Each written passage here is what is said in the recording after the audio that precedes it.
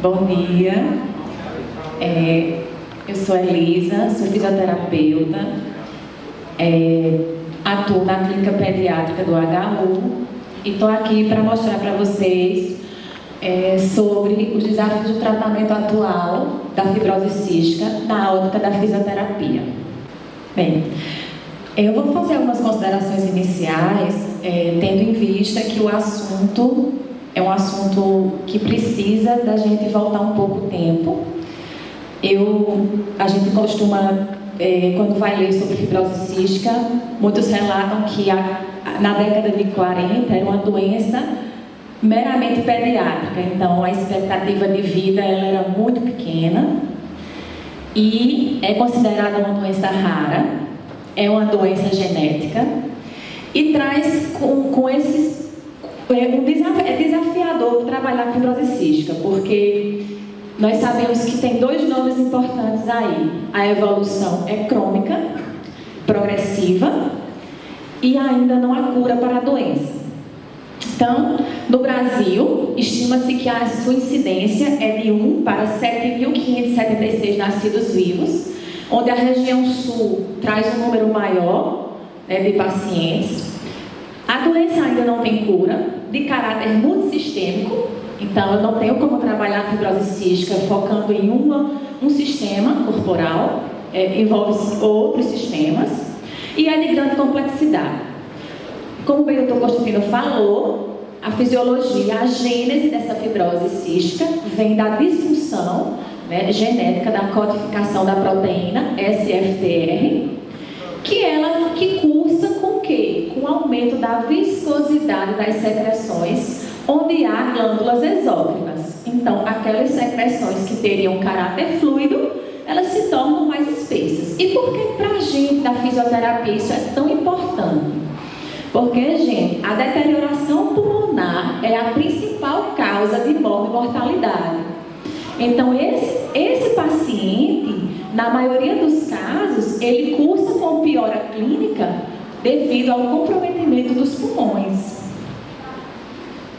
Bem, conhecida como a doença do beijo salgado, ela é também conhecida como mucoviscidose e ela está relacionada à degradação da função pulmonar, desnutrição e limitação progressiva das atividades físicas e de vida diária. Então, esse paciente, geralmente detectado na infância, esse diagnóstico, ele vai ter uma restrição de atividades, uma restrição por conta do quadro clínico, a depender do tempo que esse diagnóstico vai chegar. Bem, essa triagem neonatal que nós hoje temos obrigatório, permite sim o diagnóstico precoce. E o que é que esse diagnóstico precoce nos traz? A possibilidade de tratar a gênese. E esse tratamento vai culminar com ganhos expressivos no controle da doença. E esse ganho vai dar maior sobrevida e melhor qualidade de vida a esse meu paciente, tá? Então, o prognóstico tem melhorado. Algumas pesquisas indicam que hoje nós temos a expectativa de vida de 43,8 anos no Brasil. Então, hoje nós já temos adultos com fibrose cística, o que há décadas atrás não era uma realidade possível. E que tudo isso foi de acordo com o avanço do suporte que esse paciente precisa, Além disso, nós sabemos que há uma necessidade para uma atuação em equipe multiprofissional. Como eu falei inicialmente, o comprometimento multissistêmico da fibrose cística não requer o olhar técnico de um único profissional, requer um olhar em grupo de múltiplos olhares, de diferentes áreas do conhecimento. Para quê? Para melhorar a vida desse paciente, para melhorar a vida desse familiar. Porque não adoece só o paciente. Nós temos um seio familiar doente, que vai precisar ter estratégias para enfrentar esse momento de diagnóstico e de prognóstico, que ainda é incerto. E aí essa complexidade desse paciente sugere a importância de centros de referência para o tratamento de fibrose cística? Os consensos apontam para isso, para a importância dos centros de referência.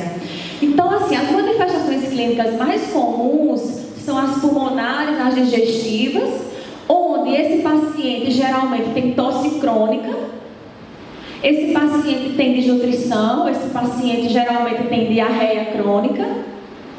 E um dado importante é que, na nossa experiência, esse paciente tem comprometimento emocional. Esse paciente é introvertido, esse paciente é calado. Então, assim, esse paciente tem um sofrimento emocional associado. E isso impacta, sim, a condução do tratamento que a gente adota. Então, assim, em cada fase nós temos desafios diferentes, né? Então, a criança, até os 2 anos de vida, tem um quadro clínico bem de desnutrição, falha de crescimento, gordura nas fezes, obstrução intestinal, pneumonia grave de repetição, desidratação, icterícia. E temos aquele da fase escolar. Esse perfil de paciente da fase escolar é um perfil de paciente que nós hoje na pediatria mais atuamos. Então é um grande desafio, é um paciente que está fora do seu cotidiano, ele fica privado, dependendo da forma da doença, de estar no convívio dos colegas e da sua rotina normal. E temos os pacientes adultos. Então, assim, há anos atrás, apenas 10% dos pacientes ultrapassavam os 30 anos. Isso não temos mais essa realidade. E por que não temos essa realidade mais? Porque temos avanço de algumas medidas terapêuticas. E dentre o avanço dessas medidas, que engloba a antibiótico-terapia, a inalo, as enzimas pancreáticas, o suporte nutricional, o suporte psicológico, sessões diárias de fisioterapia e o acompanhamento da equipe multiprofissional. E que equipe seria essa? Para um centro de referência, para um serviço, é necessário que tenhamos pediatras, pneumologistas, gastro, fisioterapeutas, nutricionistas, enfermeiros, psicólogos, farmacêuticos e assistentes sociais. E aí você pergunta, como na rotina de um portador de fibrose cística, qual a importância, então, dessas sessões diárias de fisioterapia? Imagine todos os dias eu ter a necessidade de fazer uma intervenção. Que chato, né? Então, isso se justifica, gente, porque eu tenho um aumento da espessura, da viscosidade, da quantidade dessa secreção, que ela não é fluida como a nossa. Nós vemos o quê? Que o meu sistema mucociliar, que é o meu sistema de defesa, não é suficientemente capaz de varrer as secreções, tá? Então, nesse sentido, o paciente retém uma secreção espessa, naturalmente. Essa secreção, ela é campo importante para a colonização de bactérias. E essas infecções recorrentes causam dano pulmonar irreversível. Então, é um paciente com distúrbio ventilatório misto, ele vai ter uma dificuldade respiratória por infecções de repetição e por colapsamento de via aérea, fazendo o quê? Ele é um paciente que é hiperinsuflado. Então, esse paciente com fibrose cística, ele vai usar a musculatura acessória, ele vai retificar diafragma, ele não consegue fazer um bom ciclo de inspiração e expiração, ele não faz. E isso altera a sua função pulmonar e sua capacidade de fazer alguma coisa. Isso leva, então, o paciente tem dispneia, fadiga, limitação ventilatória e hipoxemia crônica, gerando o que? Um prejuízo à qualidade de vida. Então, nisso, a fisioterapia tem um papel super importante, desafiador, mas importante. Então, nós fazemos a avaliação, traçamos um plano terapêutico individual, voltado para o comprometimento pulmonar, de acordo com a idade, aceitando a preferência do paciente e a sua condição emocional. Em seguida, vamos fazer a intervenção, associando técnicas eficazes e resolutivas. E ainda de tudo tem que ser técnicas criativas.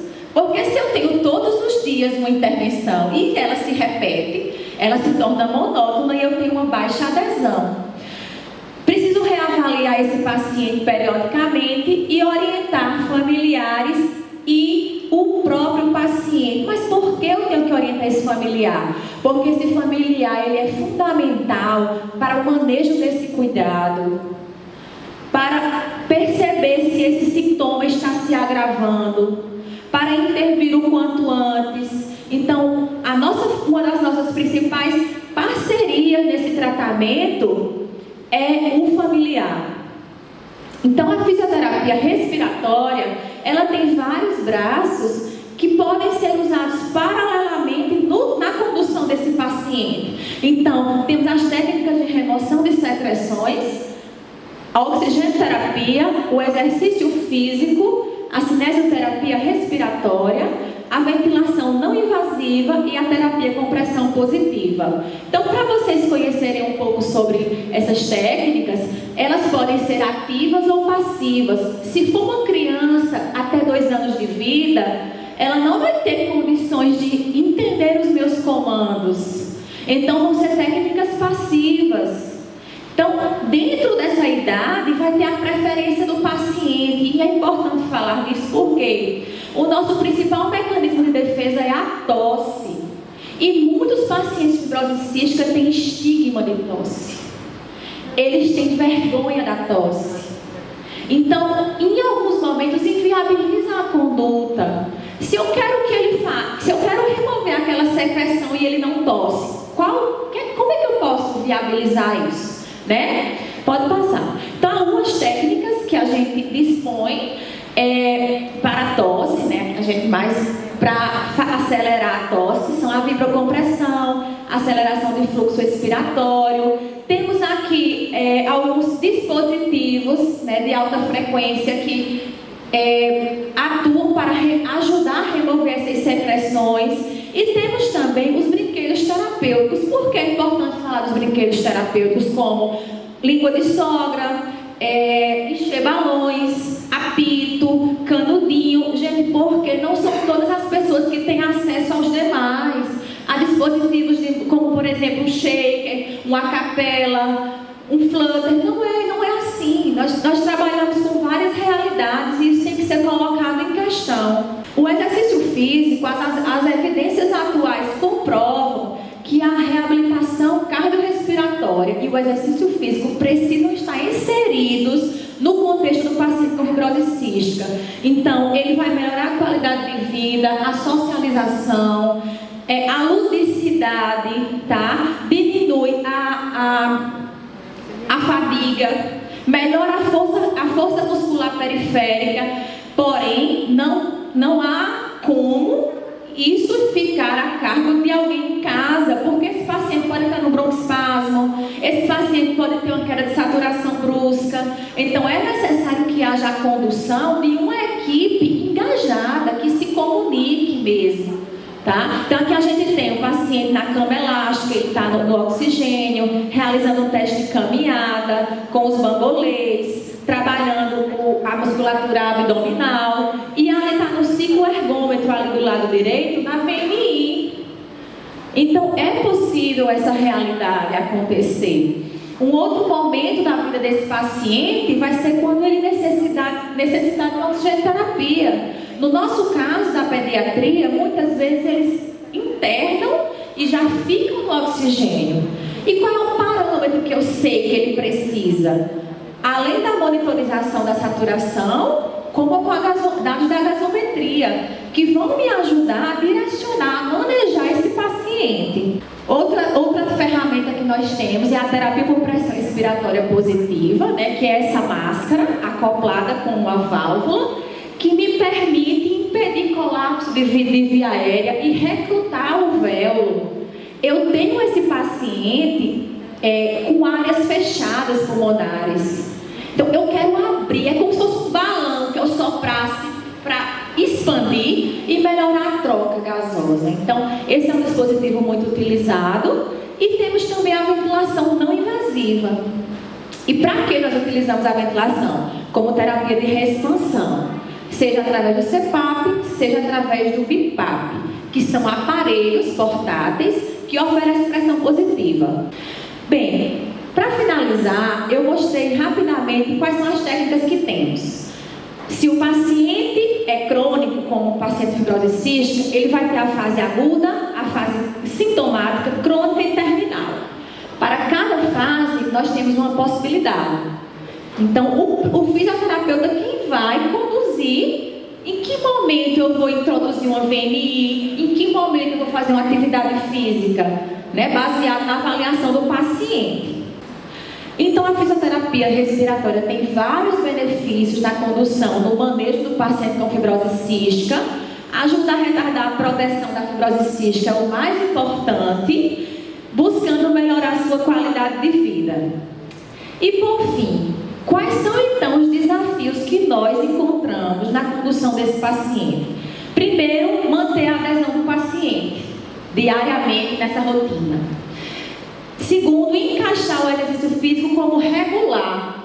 Ele precisa realmente ter uma rotina de atividade. Terceiro, manter o diálogo entre as equipes de saúde que lidam com esse paciente. Porque às vezes ele está lá na ponta, ele sai daqui de uma forma, chega lá, a gente não sabe mais se ele está orientado, bem conduzido. Depois acompanhar reinternações. Então, quem trabalha com doente raro e crônico está acompanhando reinternações, está acompanhando declínio de função, está acompanhando muitas vezes até o óbito do paciente, né? Vivenciar o transtorno emocional deles também é um grande desafio para todos nós. Discutir protocolos assistenciais é um outro. Inserir o paciente em serviços de referência que tem uma equipe muito profissional, que seja com abordagem humanizada. Manter um vínculo com a unidade básica de saúde onde ele mora. Às vezes ele quer vir para cá, ele nem quer passar por médico, não, só quer ir para... Então, às vezes está muito distante isso. Fortalecer a nossa rede ambulatorial. Saber que nós temos uma heterogeneidade de acessos, no acesso aos métodos diagnósticos e terapêuticos. É muito difícil conseguir algum tipo de medicação ou algum tipo de outro recurso. Melhorar a qualidade de vida do paciente e de seus familiares no contexto da fibrose cística é muito difícil também. E, por fim, o medo da morte como perspectiva, uma vez que ainda não há cura para a doença. Pode passar? Gente, por fim, esses dois pacientes aqui que eu estou mostrando, são dois pacientes com fibrose cística. Foram nossos pacientes aqui, hoje não estão mais entre nós. O da esquerda, ele realizou o sonho de ir para o casamento do seu irmão. Dias depois ele foi a óbito, foi no oxigênio, foi monitorizado, mas realizou. Fazia parte da sua qualidade de vida naquele momento. E o da direita, ele foi para a fila de transplante em São Paulo e infelizmente não teve tempo hábil de realizar e veio a óbito antes. Mas lutaram como grandes guerreiros. Obrigada.